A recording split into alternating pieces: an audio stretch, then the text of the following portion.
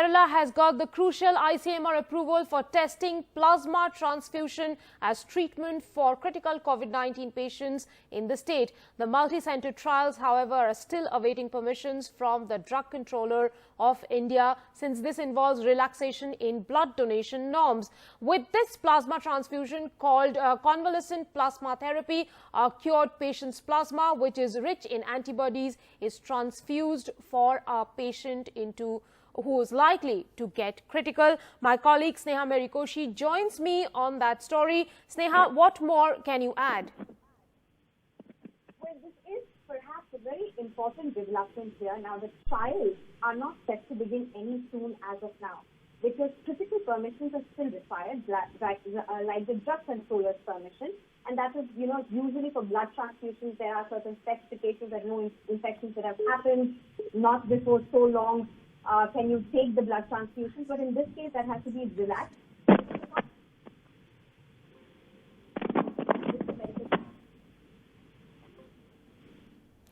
Well, that Kerala, in fact, has got a crucial ICMR approval for testing plasma transfusion as treatment for critical COVID-19 patients in the state. The multi-center trials, however, are still awaiting permission from Drug Controller of India.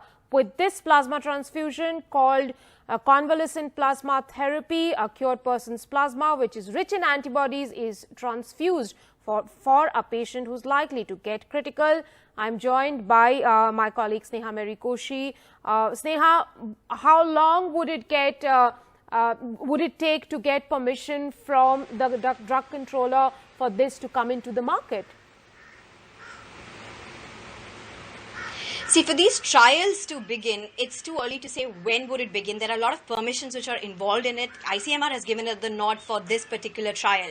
According to the protocol that has been proposed by the medical expert team and then ratified by the state and now has got the ICMR nod also, what they have said is once a patient who was positive has recovered, that is tested negative repeatedly, this person is then sent to 14 days of home isolation. And if this person does not show any symptoms at all, in that case, this person then is, this person's consent is taken, and if he agrees, the antibodies of this person is tested. The level of antibodies of this person is tested.